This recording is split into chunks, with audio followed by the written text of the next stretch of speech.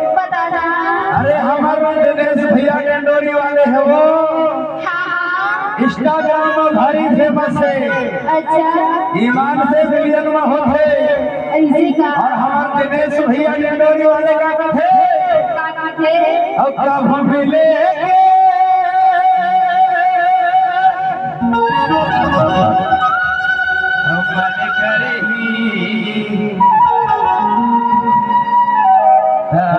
हमारे गाँव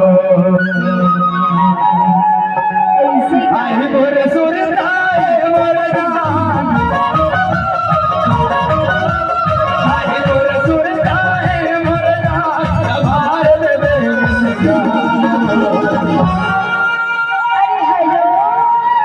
अब कब के मन करे दया मोरे गाँव हसवा के मन करे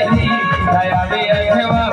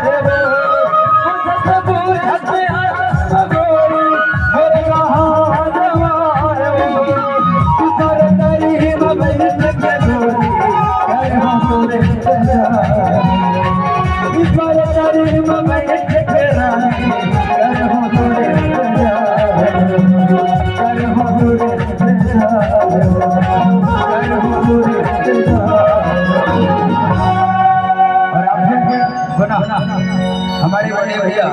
जिनका अथक प्रयास आप सबसे मुलाकात कराएंगे भैया धर्मदास सरवानी जी जिनका अथक प्रयास है आप सबसे मुलाकात कराएंगे। मैं भैया धर्मदास सरवानी को